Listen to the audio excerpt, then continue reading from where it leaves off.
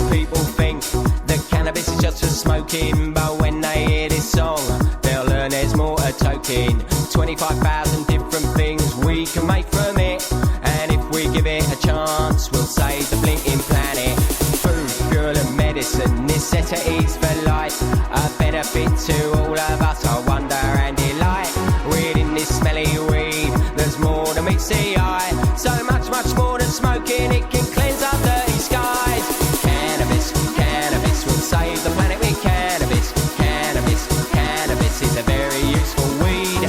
Cannabis, cannabis, we'll save the planet with cannabis. Cannabis, cannabis is very good indeed.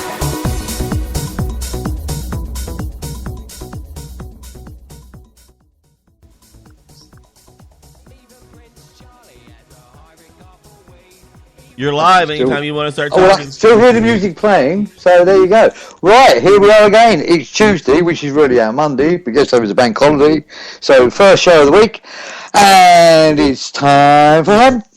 And Hemp Works from the UK is now zapping over the internet channels and through the Skype, and we've landed, I believe, down in Paradise Beach, on a boat with the lovely Kaeh Mate.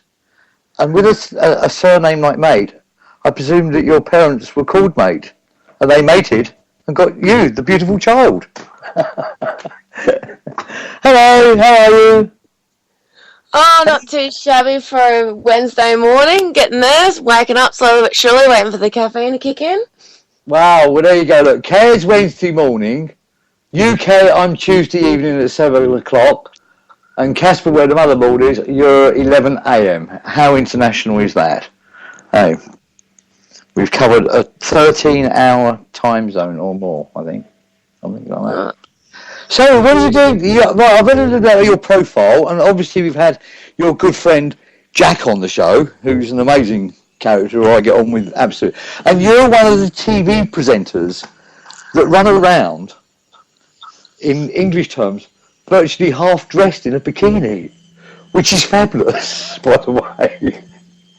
Oh, it's fabulous during summer, I can tell you now, but winter's a little bit different. I tell you what, it gets quite nipply. Yes, I would imagine it does. But the only photos I've seen of you is you and your group of presenters running around on this beautiful piece of the planet, sort of interviewing people, asking them actually really some very, very interesting. I watched your one on fluoridization of water the other day, and I was really pleased to see how many people that you interviewed actually understood the equation about why they put in poisons in water. It just like. But then again, as I say, I've enjoyed most of your shows. So how did you get into this? I mean, because do you mind me saying as well? You're sort of quite a young lady, aren't you? Yeah, well, I mean, I'll be 21 in July, but oh, that's fabulous! Yeah, yeah. No, I'm looking forward to the pirate party. But yeah, it was just through mutual friends, really. A friend, Melanie Anderson, which is one of the other bikini reporters on the show. She's a really good friend of mine, and just by luck of the draw, really more than anything else, Jack was over one day, and we got into a bit of a conversation. Started talking about the show, and I'd seen a few videos Melanie herself had been in, and I liked what was going on at the time. And he goes, "Oh well, we're interviewing Max Egan down in Byron Bay. Come have a geez and tell us what you think." And I had my audition. I got the opportunity to interview Max Egan himself, and I don't know, best thing to say is that my mind didn't go walking, it went running from there, and I've been happy to be on the show ever since. Yeah, and I must say, coming from a slightly older generation, it's so important that, I hope you don't mind me sort of, the younger generation, it's so important that you get the equation because it's your planet, if you understand what I mean. Yeah, you're the lot that are going to spend the next 40, 50 years here being very proactive, and obviously a lot of the things, I know this is mainly, we base ourselves in cannabis information, but also all these other things are all part and parcel, because it's no good if we just have cannabis on the planet if we don't sort out these other problems that you look into, like the fracking and the water and the poisoning of the air, and well, the list is pretty endless, isn't it? Yeah. Yeah, it just goes on and on, really, you know. I mean, there's nothing to really focus on in particular, but, I mean, you know, going to Nimp and Mardi Gras, of course, doing our special Dr. Dope this year sort of allowed us to open our eyes ourselves, as well as open the eyes of, you know, the tourists and the locals that were there, to realise that there are a lot more medical benefits of cannabis than people realise every day-to-day basis. Well, absolutely, yeah. We've just come back from a show. It was the Veg Fest at Bristol, yeah, which is the largest vegetarian, vegan, meat-free, animal-friendly festival, most probably in Europe at the moment. I think there was over 20,000 people came through over the 3 days that we was there. And what a great crowd they were. And again, we found, I've done Veg Fest before, and it really always was about the meat-free, animal welfare and vegetarian, vegan diet. But again, this year, we went there with the cannabis charity, and we had such a fantastic response from the general public about medical cannabis. Some of them knew, some of them didn't, some of them were very open. We had only, I personally, I think I spoke to about 3 people that might have been considered to have been negative towards the information that we was giving them. The rest of them were just like so positive and so hungry for knowledge. It was fantastic. But also in that as well, people are talking about the other situations of fracking and fluoridation of water and chemtrails. It seems to be these are the subjects that are on people's minds at the moment, worldwide. Yeah. Oh, well, that's the great thing about being a bikini reporter is we're not biased reporters. We're there to allow people to express their opinion, whether they be good or bad, you know, controversy or conspiracy or even a bit of comedy to go with it. Absolutely. Well, comedy's always good, isn't it? I always try and give out my information with a bit of a laugh and a smile. Yeah, exactly. You know, it makes the world go around a lot easier than it does with a frown and an upside down. Yeah. Also, I get a bit fed up when people wiggle their finger at me and go, hey, you should be doing that. I feel like I'm being told off, if you know what I mean. Well, it's not oh, like yeah, that, well, I mean, I'm not going off at the feminists, but I have had a few feminists go off at me for, you know, being in a bikini and reporting in the manner that I do. And I said, well, you know, if I would have, you know, have dreadlocks and, you know, have leaves covering my parts and go running down the street like a hippie, I'd be praised for what I do. But, you know, we're alternative, we're sexy about it, and, you know, to each their own. Absolutely. Funny enough, I was having this conversation with an older female friend of mine, Dr. Beth Fisher, who came up, and we thought it was fantastic what you do, because you live in a part of the world which is bikini friendly. Well, yeah, I mean, I haven't been to England yet, but I'm not too sure if I'm keen about running around the street in a bikini, that's for sure yet. I might have to plan. You'll get away with it in my town, but it's not the sort of... in the height of summer, yes, on the beach, but, you know, Australia, Paradise Beach, it's part and parcel, isn't it? It's bikini time.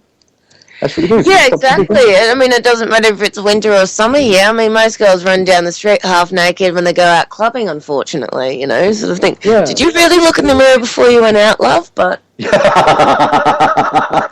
we have the same problem in England. Do you really own a mirror? Oh, okay. Yeah, and as I say, I find it's brilliant. Also, it must break down quite a lot of barriers when you approach certain people dressed in that fashion. Yes and no. I mean, like, some people are more welcoming and opening to having a conversation with us and starting, you know, having a bit of a chin-wag conversation depending on the topics that we discuss, and then other people are a bit more, how would you say, introverted or not necessarily interested or against what we're doing. But like I said before, it's to each their own, you know. We're reporters, we're there to report what's going on in the world, and people are allowed to have their own say. Absolutely, and I must, again, I will point out that your reporting is lovely. It's free, it's informative, it's non-biased, and I feel, I suppose in a way, I'm a media person now because we have this radio station and we're on with Casper, who is a media mogul in his own right, and you are another professional in your industry. We've moved away from the mainstream media, haven't we, because we're not teleprompted and we're not sort of scripted, and we don't have somebody that's really paying our wage to tell us what we should say. We can speak freely, and I think you girls, and Jack does a fantastic job at that now. No, yeah, well, I mean, Jack's sort of the main idol of it. I Oh yeah, sorry. So many stories are going through my head right now of how to describe Jack. Well, Jake's been on before, so we know about Jake. He's not the star of the show today. You are, and the bikini reporters. So yeah, you saying it just sort of came together by chance, really? And how long ago was that? How long ago have you been doing that? September 2012 would have been my first interview down in Byron Bay with Max Egan, and we covered many different topics actually, and some of the videos are Osama bin framed, tsunami surfer. I also got to interview Rusty Harris at that stage too, and Hemp for the Planet, and talk to him about his beliefs on hemp as well and the benefits he sees there is. And just as soon as I started speaking to different characters and different people with different walks and lives, and actually got to understand where they were coming from and the research they'd done, it sort of, inspired me to get that flare up, that thirst for knowledge again, and I just went from there, really. Fantastic. Yeah, of course, Rusty knows.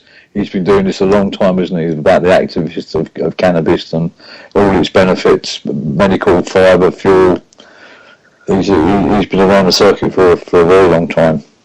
Yeah, exactly. And I mean, Henry Ford built the first car in hemp. I mean, shouldn't that say in itself? Yeah, well, interesting enough, Henry Ford built the first one, but now there's many car companies that are using hemp fibre and hemp plastic in their cars. So it's just that the car company, besides, I think there's one in America that's built a sort of a very interesting little run-around city car. And we have one in England from one of the motor racing companies, which is Lotus. Yeah, they have built oh my God! I mean, like it's a real stunning sports car. Yeah, and it works and it looks absolutely fabulous. And it's hemp fibres and hemp plastics, and they're going to run it hopefully off a Tesla engine. And it really is. It's a car to have. I was about to say, if a Lotus doesn't look nice, it should go back to the drawing board. You don't like the Lotus? No, I do. That's what I was saying. If it doesn't look good, I'd be a bit stuffed. It didn't look good. It's quite, I'm not a great sports car fan, but if I did have a sports car, that would be the only one I'd have. Not just because it's made of hemp. It really is an absolutely stunning car. In fact, we have a TV program over here called... oh my God, I forgot the name of it now, but it's all about cars, and it's three guys that are quite outspoken. Sorry? Top Gear. My dad and I watched it all the time. Top Gear. And they tested it, and Clarkson, who is really sort of he's totally anti-environment, believe it or not. He's not really, but he always, to him, environmentalists are still that weirdy beardy lot that walk around in flip-flops. Yeah, he does it more jokingly. I know he's quite a serious man, actually, but for the sake of his TV show, he's always the anti. And when he comes down to it, he does know about cars, and he tested that Lotus Elise, and I remember he was absolutely staggered on the performance of it. He was not swayed because it was an eco car. In fact, he got in it with a sort of like, it's a bloody eco car, what good's this going to be? But when he drove it around the track, he got out of it and said, I want one of them. That does everything that a car should do. And then because of its environmental remit, it really does make it a car to be had. And if Lotus can do it, all car companies can. Oh, exactly. I mean, I don't see why boats don't do it either. I've got a diesel engine at the moment, but if I could turn it to hemp, I'd be more than happy to. Yeah, well, I've been looking at concrete hull boats, and you could use, I reckon you can do a concrete, hempcrete hull rather than the concrete one. Yeah, well, mine's a timber hull, but you could look at doing a hempcrete hull. I mean, why not? You can make bricks out of hemp, so why not make a boat? And I am an ex-boat builder. I used to work for Fletcher back in my day, so I'm quite used to fiberglass and working with boats and things, and I've lived on quite a few of them. And I don't think there would be any reason why you couldn't use hempcrete instead of concrete. No, I wouldn't see any reason why not to either. Yeah, no, my dad and his family, we've grown up with his family friends being Norman R. Wright and Sons. I don't know if you've heard of them. Yeah, sort of ish. I wouldn't be able to really comment, but yeah, they have. I have seen their name in various journals and things. Yeah. Yeah, no, they've got a lovely range of boats, but yeah, no, I've always, been very keen on emphasising that we should actually, let's have a tester model. They want to build all their little tester model boats. Why not make a hemp one? Wow, wouldn't that be something? And of course, coming from a boating family and living on a boat, you know that really back not so long ago, all the sailboats were hemp sails and hemp ropes, and the stuff that went in between the timbers was hemp oakum, which kept the boats sealed and afloat. Yeah, so anybody that has anything to do with a boating history, our history came from hemp. Yeah, exactly. Well, I mean, my 16th grade uncle was Sir Francis Drake, who was the first Englishman to circumnavigate the globe, so I'm sure... Say that again, please. My 16th grade uncle was Sir Francis Drake, the first Englishman to circumnavigate the globe. Wow. I remember him from Chichester. Yeah. That was him. He's your uncle. That was my 16th grade uncle. He was the first man to go around the world single-handedly, wasn't he? No. The Spanish did it first. He was the first Englishman to circumnavigate the globe, though. Yeah. Wow. What a history. Yeah. No, it's really fascinating. How did you find that out? How did you... I mean, is that sort of... Actually, it was a coincidence, really. I was we had to do history. I was in history in grade 9, I think, at school, and we had to choose certain people like Christopher Columbus, Napoleon, and I got luck of the draw. We didn't actually get to choose. I got given Sir Francis Drake, so I started researching into him to do a speech about him, and I was practicing in front of my grandparents, and my grandma just piped up and she goes, "You do realise that's your 16th grade uncle?" And I'm like, "Pardon?" Oh my goodness gracious me! I'm absolutely stoked. Sir Francis Drake is one of the great all-time historical figures of Great Britain. In fact, I've done a show at his house. He has a big castle that was given to him by Sir Walter Raleigh. Yeah, it was an old abbey, because King Henry VIII kicked the church out and took all the abbeys back. And they gave an abbey to Sir Francis Drake. And of course, Sir Francis Drake saved his country on his hemp boat when he turned back the Spanish Armada. It was him and Sir Walter Raleigh. Because he understood the channel, and he understood that the channel turned 4 times a day, and he didn't think that the Spanish knew that. And as they sailed down the channel, and England was waiting because it was a very big armada that was coming here, and they were very angry at the English for something they had done to Queen Isabella, and because they had kicked the church out. And Sir Francis Drake, the story goes, they were playing bowls on the green, and they said, "Well, the armada's arriving." He said, "Well, don't worry." He said, "They don't realise the tide will turn in about an hour and a half, so we've got time to finish our game." And of course he knew that, and the tide did turn, and what they done was they just sent in fireboats. Yeah, no, my dad was in the Navy, and he had a very similar attitude towards it as well. And of course, Sir Francis Drake boat, the Golden Hind, is parked up at London, or moored at London, or a replica. And of course, it was all a hemp. It was a hemp and an oak boat. Hemp sails, hemp rope, hemp oakum, hemp tar. Yeah. Exactly. No, he's an icon. You've got hemp in your blood, young lady. I definitely do. Hence why I'm on the show now promoting it. Wow. And of course, when you come to England, I'll take you down to your 16th uncle's house. Yeah. In fact, again in Cornwall, I can't remember. I think it's near Oakhampton. There is a massive, great statue to him because that's the town he lived in. Yeah, amazing, man. You must have been really surprised when you found out about your history. Oh, I was stoked. I was even happy to actually say at the end of my speech. And by the way, that's why I'm very proud to say he was my 16th grade uncle. So, Francis, I have... Break. Sorry, go for it, Casper? Break. Break. Oh, 22 minutes. We want to break. I thought it was 28. Okay. We're going for a break. See you tomorrow. Thank you.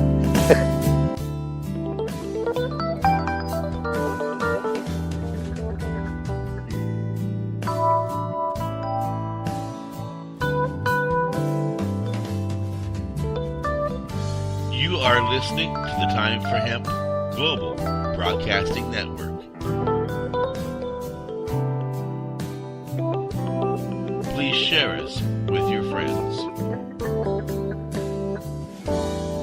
THCF Medical Clinics are the premier physicians clinic in the United States. THCF has offices all across the United States from Hawaii to Michigan. THCF Medical Clinics has helped approximately 150,000 patients obtain their medical marijuana permits to legally possess, grow, and use medical marijuana. If you have chronic pain, multiple sclerosis, or any other neurological degenerative disease, or if you have any gastrointestinal disorders such as GERD, irritable bowel syndrome, or if you have AIDS, cancer, spastic disorders, seizure disorders, or glaucoma, call us at 1-800-723-0188 or visit us online at hemp.org.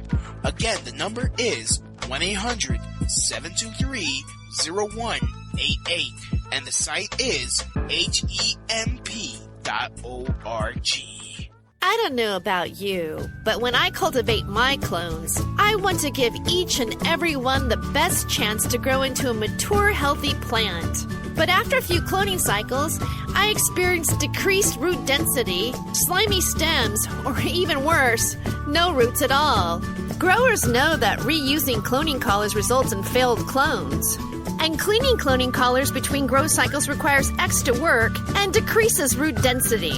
That's why I use PermaClone. PermaClone collars have been engineered to prevent failed clones by providing heat-sterilizable collars which fit easy clone, turbo clone, or power cloner systems. PermaClone collars can be dry heat sterilized, pressure cooked, or autoclaved to completely kill all bacteria and fungi without harsh chemicals. Start cloning with confidence today and visit us at permaclone.com. Put in the code T for hemp with your order and receive a 10% discount on your purchase.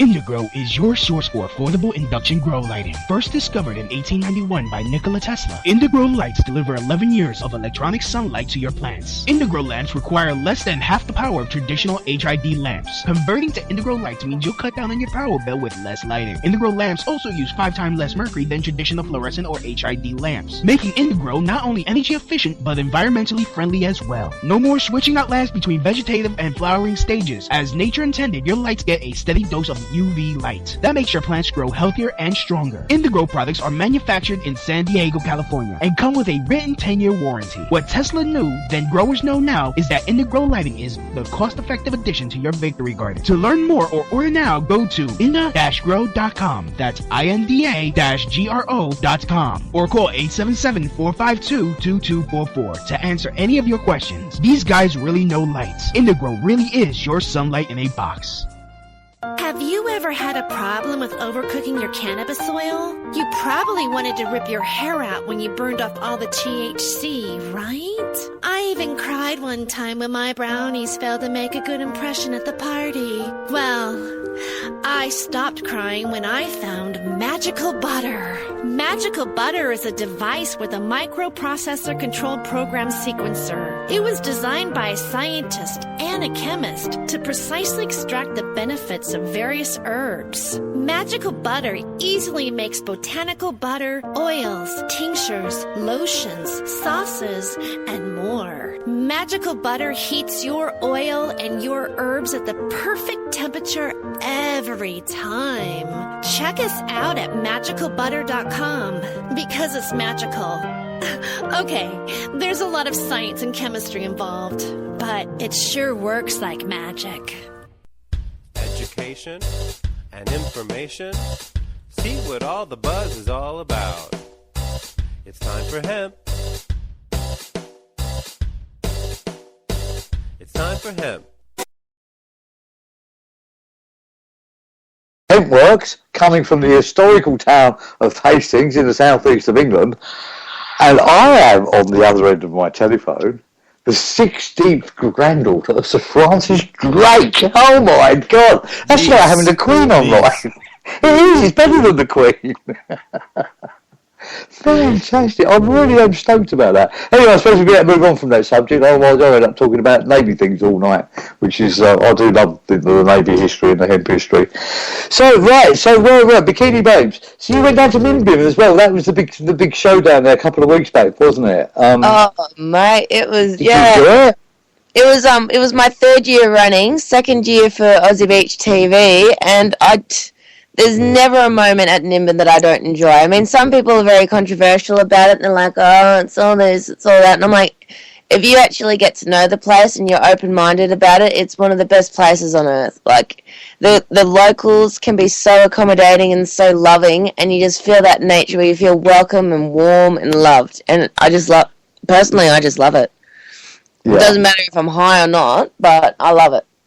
Yeah, I would imagine just being out there is a high in itself, surrounded by all the lovely people. And yeah, everybody, I've never been myself, but I know plenty of people that have, and they've all said the same thing. You go to Nimbin, and it really is one of the highlights of visiting Australia. Yeah, and in fact, even my sister and my brother-in-law went there, and they're not pot smokers, if anything, they're a little bit anti, and they had a fabulous time now, being sort of non-cannabinoid people, even they enjoyed it, which is quite surprising because they like alcohol, but so I've never met anybody that hasn't had a nice time down there. Most people come back and say they had a lovely time. So is that very far from where you are? Does it take well, I'm currently, my boat's docked up in Brisbane at the moment, so it's an extra hour on top of the travel, but I mean, going from the Gold Coast, it takes you less than 2 hours these days on the freeway. Wow, that's not bad going, is it? So it's not even that far away. Because I think people in England, we forget, especially, English people really on such a small island. Yeah. Australia and America, you're such big countries. It's like nothing to travel 4, 5, 6 hours. Well, if you travel 4 or 5, 6 hours in England, well, these days, because of the traffic, you don't get anywhere. But technically speaking, you can virtually go from one end of England to the other in 12 hours. It's that small.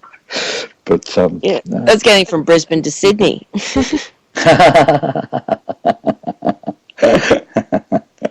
So what's your plan? Tell me a little bit more on Nimbin, because that was an interesting story, and we never got much feedback from Jack when he came on there, because he'd just come back, and I think he was still a bit Nimbin shocked and trying to put it all back together again. Yeah, we were higher than giraffe pussy at one stage, so that's probably why too. It was awesome, actually. I got to enter in, I don't know if you've heard about the Hemp Olympics that they have there. Yeah, I do, actually. I do remember one year a one-handed guy won the joint rolling competition, and he only had one arm. And he rolled a massive, great 16-paper joint in about some stupid, 53 seconds, .4. Yeah, no. I don't know why I remember that one, but I do. It's bigger than newspapers. Yeah. No, well, you've got different categories. You've got your joint rolling competition, your bong throwing competition, and the iron growers challenge, which is like what would you say, like a hemp obstacle course, to say the least. And for my first time I've ever entered in the competition, I came second. I was pretty stoked about that. In which competition did you enter? The Iron Growers Challenge. The Iron Growers Challenge. And what does that entail then? All right. Well, to give you the gist of it, you've basically got to have a 20 kilogram bag of chicken shit on your back. You've got to jump over these haystacks, dodge and weave the other ones, run around a tree, run up and down a hill, run back up, get a bucket of water. You can't spill any water. You've got to try not to. Go through a thorn bush, take the obstacle again, go back up the hill, drop the bucket of water, run back down to the end of the hill, grab the stash and run back as fast as you can. Jesus Christ, I'm bored out already just listening to you. And you came second. We all think of Australians as pretty fit, outdoorsy sort of people, so you must have had some fairly good competition now. Yeah, well, I mean, I just thought I'd give it a go just for a bit of fun. Like, I was dressed as a ganja fairy for the day, so I was just like, yeah, you know what? Your great uncle was so proud of you. She's wearing hemp, you know. Yeah, I had a little hemp hula skirt on and my little pink fairy wings. La-dee-da, mate. La-dee-da. Is that, by the way, is that been filmed? Is that on because you got the TV station, didn't you? What's it called, the TV station? Aussie Beach TV. Aussie Beach TV. How about that? That's fantastic. Yeah, I often pop in and watch a few, but I've not seen that one. I have to look for that one. Is it up? No, the editors are still in the process of making it. We got some awesome footage from that day. Our special, it's going to be called Dr. Dope, because this year we looked specifically more at the medical sides of cannabis with a little bit of fun added to it. Yeah. And of course, the medical side is the one at the moment which is on everybody's lips, isn't it? This is what we found out at the Bristol Vegan Fair, or the Veg Fair. But this medical, everybody wants to talk about it. Everybody seems to have heard something about it. We met a lot of people that have taken the cure from it. We met a lot of people that wanted to try it. And even those that hadn't are very interested in, they've heard rumour that it does what it does. And they was absolutely delighted to be able to speak to people that were using it. I personally was patient at a time, end-stage liver cancer, and it cured me. So I know it works. Yeah, exactly. Well, I mean, I'm glad it cured you, because I wouldn't have the opportunity today to talk to you otherwise. Oh, I'd be talking with your great-great-uncle, chatting on a cloud somewhere about the price of hemp rope. And the quality, how it's gone down since the 16th century. Yeah, exactly. Exactly. Which would have been fine, but I prefer talking to the great, the 16th niece, aren't you? Who's your uncle? You're his niece. That's it. Niece. Yeah.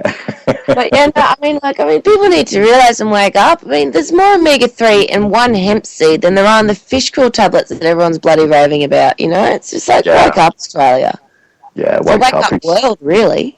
Well, and of course, again, with the fish stocks are all gone down around the world. There's not much left, and then we got all the radiation going into the water. And apparently, the only fish oil which is really clean at the moment is the Icelandic. Otherwise, it's contaminated. Just wait. It won't be clean for very long. We'll figure out a way to ruin that too. Yeah. And actually, as well, fish oil compared to hemp seed oil is a much more complete oil than the fish one anyway, because you get all the proteins and minerals and vitamins in it. You know, it just makes sense to grow it rather than trying to fish it. Yeah, well, it makes sense to me. It doesn't make sense to, mainstream media apparently, but eventually, we're becoming more and more conscious by the day, and hopefully one day we'll wake up and realise that there are a lot more medical and just benefits in general to hemp that people just don't realise right now, unfortunately. I mean, I used to use it on my scars after my car accident. I had to have surgery on my knee, and the knee that I did use it on, because I wanted to experiment, the knee that I did use it on that I had surgery on versus the knee that I've just got a scar from when I tackled a mate and playing rugby, you can tell the difference. You think I had surgery on the other one. Wow. Well, I've certainly seen that with hemp oil working for eczema-like skin conditions. I did make up a cream once for scar tissue, which was fairly effective. But just recently, trying to rush outside of the house, I cut myself with a really sharp knife. And I took a slice of my finger out that went down to the bone. And I'm an ex-mechanic, so I used to glue myself back together again with super glue. And I ran out of super glue, and I had to go out, and I was really bleeding everywhere. And the only thing I had, I just made up a batch of the healing oil, the full THC CBD one. So I thought, I'll slap a load of that in there, and I had a bit of gaffer tape, and I wrapped a bit of toilet paper around it, and a bit of gaffer tape. And I'm an ex-nurse as well, it's like, don't do this at home, children. And anyway, about the next day, I decided I've got some bandages to clean it all up and things. I thought I was going to be a right mess under there. And I took it off, and my God, it has started healing. And I'll be honest with you, I think it's about 8 weeks old now. You can't even see the scar. And this scar really should have had at least 2, if not 3 stitches in it. Yeah, exactly. It just healed it. It healed it within inside of about under a week. Yeah. Yeah, well, I mean, I've got very sensitive skin, suffering from eczema being a family trait, and one of the only things that really works for me is hemp seed oil. Or hemp seed cream. Hemp seed cream. Do you ingest the oil as well? I did do it down at Nimbin, but it's not as easily accessible at the moment, so I haven't been able to use it as often as I would like to. Oh, that's right. I'm in the process of getting a hold of more. Yeah, because I used to process hemp seed oil, and I had a lot of customers in Australia because you couldn't get hold of it. Yeah, no, it's not one of the easily accessible things at the moment, unfortunately. But, I mean, as soon as I can get my hands onto it, I get in bulk amounts, really.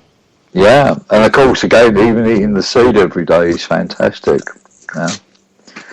In fact, a little bit more history. I think what time are we going for a break, Casper? 38? Yeah. That's it. 38, okay. We've got a minute left. So I'm just going to, we'll go for the break now. Excellent. Do the break, and then we come back for the last section. Thank you.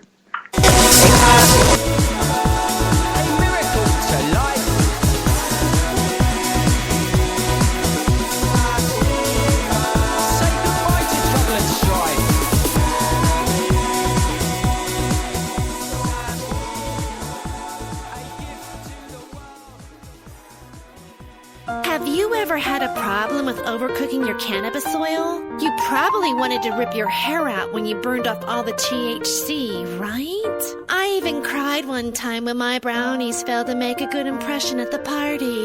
Well, I stopped crying when I found Magical Butter. Magical Butter is a device with a microprocessor-controlled program sequencer. It was designed by a scientist and a chemist to precisely extract the benefits of various herbs. Magical Butter easily makes botanical butter, oils, tinctures, lotions, sauces, and more. Magical Butter heats your oil and your herbs at the perfect temperature every time. Check us out at magicalbutter.com because it's magical. Okay, there's a lot of science and chemistry involved, but it sure works like magic. If you are in the Portland, Oregon area and are an OMMP card holder, then come down to Nikki's Diggity Dank Market, Portland, Oregon's first and only weekly OMMP market, presented by the Alternative Wellness Center, located at 5241 Southeast 72nd Avenue, 2 blocks south of Foster Boulevard, close to public transportation, held every Sunday 10 a.m. till 7 p.m., connecting quality vendors with patients. Nikki's Diggity Dank Market also has a weekly raffle with products from every vendor. So come down to Nikki's Diggity Dank Market and have fun while connecting with quality vendors and getting great natural medicine. If you are a vendor and want a chance to connect with OMMP patients, you can check out their Facebook page at facebook.com/Alternative Wellness Center or call 971-888-4392. Be sure to register early because space is limited. Nikki's Diggity Dank Market. I don't know about you, but when I cultivate my clones, I want to give each and every one the best chance to grow into a mature, healthy plant. But after a few cloning cycles, I experienced decreased root density, slimy stems, or even worse, no roots at all. Growers know that reusing cloning collars results in failed clones. And cleaning cloning collars between grow cycles requires extra work and decreases root density. That's why I use PermaClone. PermaClone collars have been engineered to prevent failed clones by providing heat-sterilizable collars, which fit easy clone, turbo clone, or power cloner systems. PermaClone collars can be dry heat sterilized, pressure cooked, or autoclaved to completely kill all bacteria and fungi without harsh chemicals. Start cloning with confidence today and visit us at permaclone.com. Put in the code T for hemp with your order and receive a 10% discount on your purchase.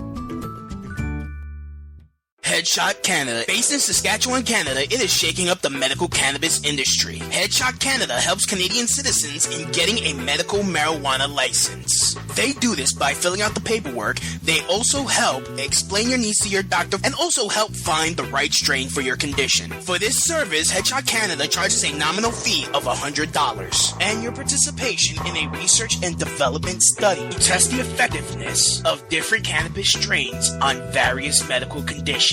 Owner and founding farmer Tim Selinsky wants every Canadian to know that you have the universal right to a marijuana license. Unlike Compassion Clubs, Headshot Canada's goal is to get the right strain of cannabis for the ailment at a fair flat rate price for the patient no matter the strain. Headshot Canada offers 57 strains of cannabis grown at family-owned farms in Saskatchewan as opposed to Canadian federal government's one strain of irradiated garbage grown in a lab. Go to headshopcanada.com. Free? Did you say free? Free hemp? Free hemp? free hemp video and audio, free downloads of all the top artists, all the pot artists on planet Earth, interviews with all the people making the movement, making the hemp movement. It's time for hemp. That's right, world. It's time for hemp. That's right, world. It's time for hemp.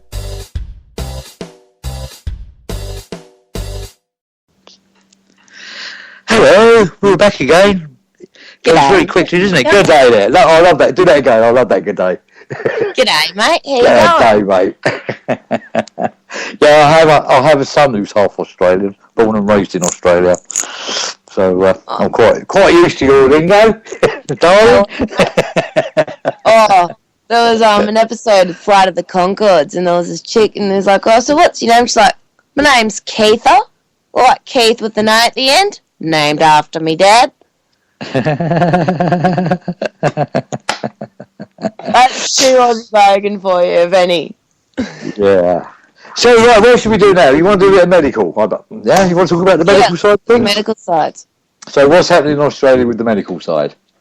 Alright, well, some people are very close-minded, unfortunately, towards it, but I actually got the opportunity to interview, I can't pronounce his last name, I do apologise, and his name was Andrew, though, and he's a doctor that specialises in treating epilepsy in young children. Yeah.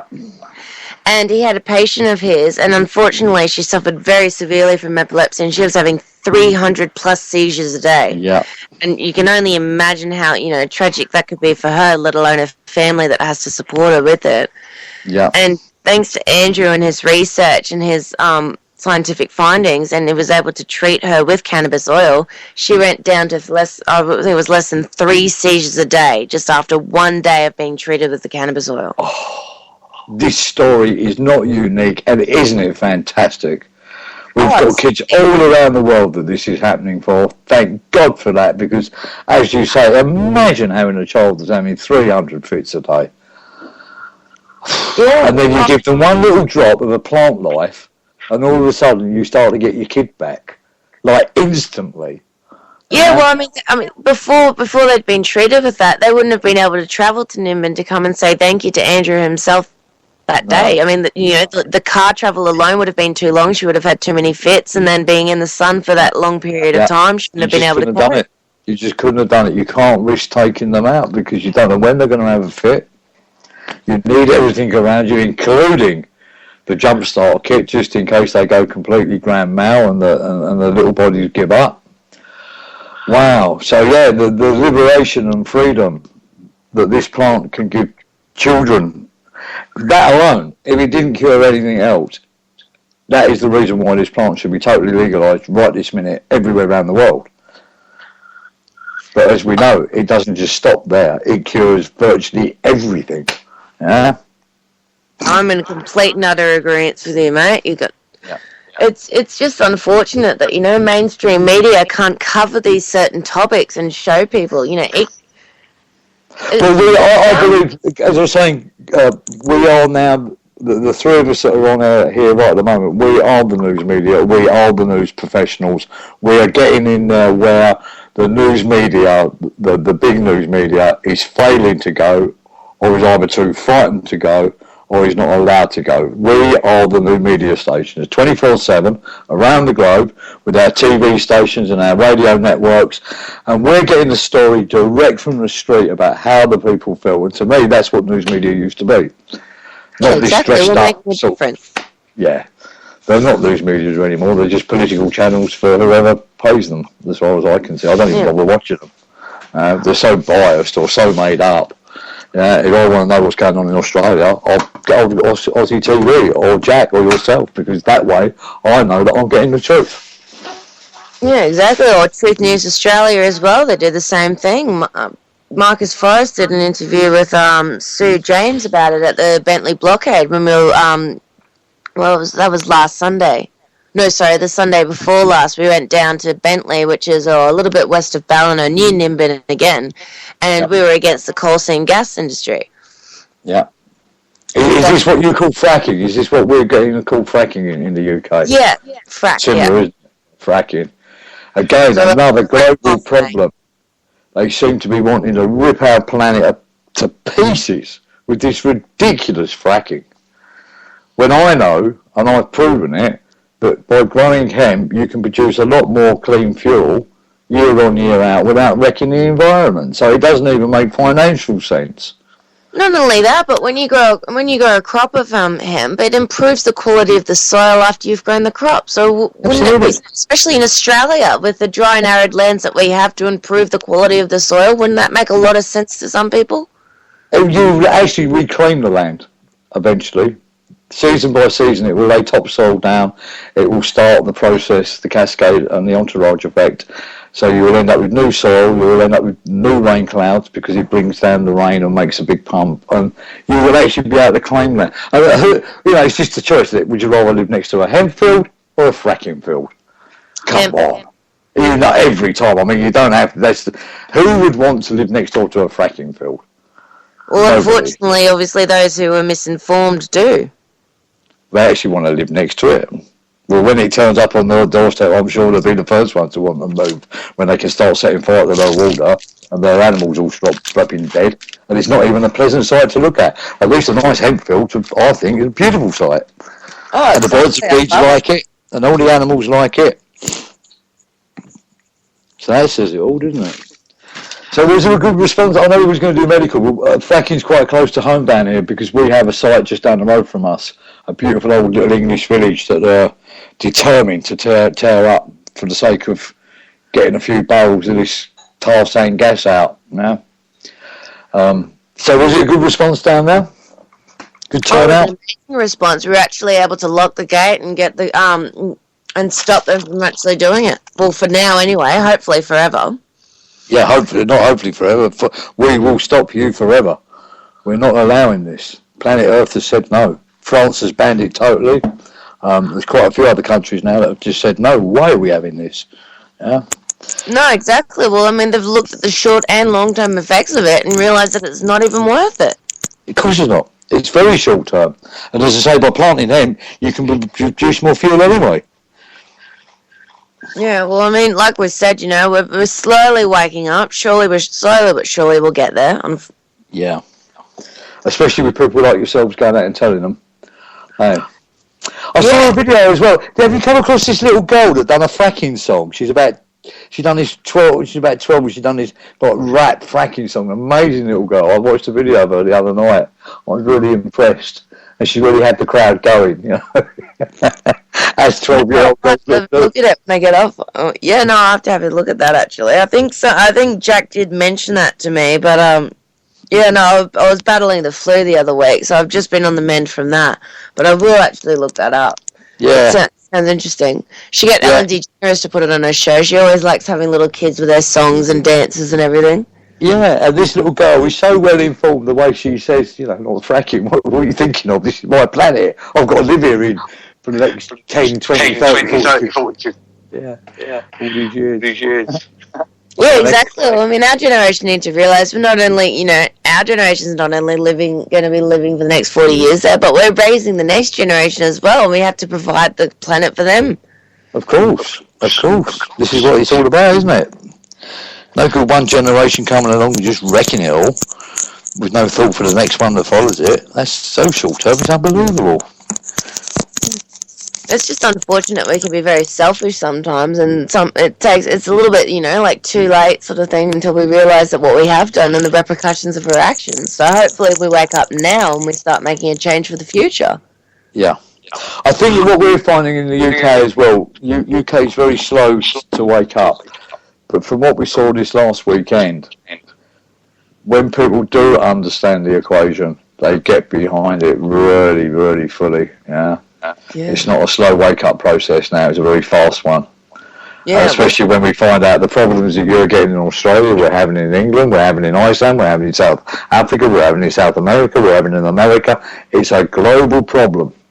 Mm-hmm. Well, I mean, as soon as we take more and more fluoride out of the water, I mean, we'll wake up because it's what makes us docile, it's what blocks our pineal glands, and it's what Hitler used in World War II as more of a lethal dose, though, is to make the Jews more docile.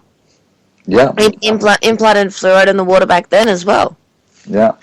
Well, it's the same as the vaccinations too. That was sort of pretty much all that vaccination stuff started in Auschwitz under Dr. Mengele. So they're just carrying on really Dr. Joseph Mengele, the doctor of death's experiments. What did our grandfathers and fathers go to war for? Well, obviously nothing, unfortunately. At the moment, it seems that way, doesn't it? Yeah, exactly. Exactly. So what's your plans? What's your plans for the next... Where are you going for the next month? Let's keep it short term. What shows you got coming up? Next month, well, we're waiting for the Dr. Dope special to come out and the Iron Growers Challenge. It'd be good to see the footage from that. I'd have a bit of a laugh, I'm sure. Working on my boat, really, and we've got the Bentley blockade. We're looking at the footage from that coming out. I think it's in July or it's August. We're doing a special on homelessness. Yeah. So, I mean, that sounds ridiculous, like homelessness in Australia. I was homeless for 6 weeks myself, so it does sound ridiculous, but it does happen to people. I'm sure it does. I don't mean to make light of it. It just sounds, a big country like Australia that was actually a very wealthy economy up until, dare I say, 10 years ago, 15 years ago. I mean, as a young traveller, when we met Australia, we was always the poor English traveller, surviving on a few dollars a day. And I remember meeting lots of lovely Australians for the first time, in places like India and Afghanistan and Pakistan and God knows where else. And they were all pretty wealthy compared to the normal European travelling hippie. Yeah. Yeah, no, well, I think the tides have turned really in that respect more than anything. But yeah, it's kind of interesting. You do mention it. Like, you don't realise that every day. And I mean, people do look at me in shock. They're like, "You were homeless?" I'm like, "Yeah, for 6 weeks, mate. My ex and I, we lived on the streets of Burleigh, like on the beach." But wow. Yeah, like we've got Dominic Mayber, one of our other bikini reporters, who's going to be focusing on the homelessness in Brisbane side of things and those that live on the streets in Brisbane versus I'll be looking at more the side of the Gold Coast. I do find it slightly odd that a big country that was really, really wealthy and had all the minerals and a great tourist industry and a very hard-working nation. Yeah, they had a good work ethic, the Australians. They're renowned throughout the world for it. If you're going to employ somebody, always employ an Australian because, they graft, yeah? And then within a short space of time, you've got a thing called homelessness in a big country, wealthy country like Australia. What's happening? Oh, well, it's always been about, really. It's just, I mean, like we're doing with Aussie Beach TV, we're just trying to shed more light to the situation because, obviously, current affairs and all the mainstream media is not going to show what's really going on in the world. But, personally, for myself, it was safer to be on the streets than it was to be at home, unfortunately, at that stage of life. Wow. And, yeah, sometimes that's people's cases. It is to be on the streets and to live on the streets than it is to live in your own household. Certainly in England we've seen that a lot. We've seen that a whole group of youth ended up living on the streets because of their home conditions for whatever reason. Yeah. Found it more preferable, and how you can actually say more preferable to live on the street than living in your home. The home life must have been absolutely awful to make that decision. Yeah. Well, growing up with parents that were both raging alcoholics wasn't the best environment to live in, and then it just got to a stage where, it was more detrimental to stay there than it was beneficial. So, I mean, that's unfortunate. But, I mean, Dad's 5 years sober now, so he's woken up to the situation, which is good. Well, again, in those last few minutes, people don't realise that one of the most damaging drugs we have on the planet is certainly alcohol. It's destroying communities. The three most damaging ones is alcohol, tobacco, and sugar. Believe it or not, sugar is a drug. Sugar is good. Yeah, it is indeed. But alcohol certainly, through its social problems that it causes, and then obviously later on in life through the amount of money that has to be spent on the healthcare for people that have spent a long time overdosing on alcohol, which is freely available on virtually every street corner. Exactly. I mean, if you go to a bunch of police officers, I don't know if it's the same over in the UK, and you say, well, you know, like we've got a crowd here, we've got 150 alcohol, you know, drunk people, and we've got 150 stoned people. Which crowd would you like to look after? And 9 times out of 10, they'd rather look after the stoners than they would the drunks. Yeah. Yeah, we do the same equation. We say, if we locked you in a pub and gave away free alcohol on the first night, and then we locked you in a coffee shop scenario or a pub scenario where they were all smoking, what is the crowd that is going to be the best crowd? And of course, there's only one answer, isn't there? It's the smokers. Yeah. Oh, exactly. I'd rather have a joint or a bong over an alcoholic beverage any day of the week. Yeah. In fact, I don't even like being surrounded by drunk people. I find it very difficult when I'm in a crowd where there's a lot of alcohol going down. I find them very, how can I say, dangerous, actually. I find them quite dangerous. They're not in control of themselves. They don't seem to care about what actions they do and how they affect other people. Yeah. And people fooling about with cannons in their hand, and it's not a very nice sight, is it? Oh, no. Yeah. Like I said, growing up with alcoholic parents, it is not a pretty sight whatsoever. I would have rather grown up with stoned parents than drunk parents. Yeah, there you go. That's fair play. You can't argue with that. And again, funny enough, there's a report just come out from Jamaica about this. They've been looking at mothers and infants and mothers that take a lot of marijuana, because obviously in Jamaica, in some places they really do use the herb, and too rightly so. And they were looking at mothers that don't use the herb, and they found out the babies were better adjusted. Actually, they've done some amazing tests that I don't really understand because they're too techy, but these physical response tests, the babies, the mothers had used a lot of cannabis during the pregnancy, the babies were better adjusted physically, emotionally, they had more mobile, they done the tests better, and they also found the environment that the mothers brought their children up in would normally a lot better than the non-marijuana smoking mothers. And that's a proper scientific report.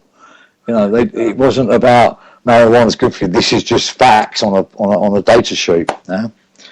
So you just said it. Yeah, exactly. So we better supposed to do a big shout out to Jack. Hello, Jack, if you're listening in, we miss you.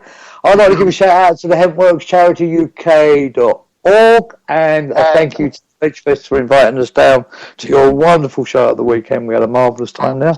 Have you got anybody you'd like to give a shout out to? Oh, a shout out to all the Aussie Beach TV supporters, and Jack, of course, as well. G'day, mate. And and Time for Hemp as well, Hemp for the Planet. Thank you very much for having me on the show. It's been a great time, and I think it's been a wonderful experience. Thank you very much for having me. And I hope getting up early in the morning to speak to us. Oh, one last shout out for me. Thank you, Dr. Beth Fisher, for looking after my show on Friday. That was an amazing show. That lady, the Z girl, or Z lady, wow, what she didn't know about plants is not worth knowing, I would have thought. So there you go. We'll wrap it up there. Thank you for being on board. We love Australia. We love you. Keep in touch with us, because we are the global international network for legalisation and freedom of the weed. Oh, cheers, mate. And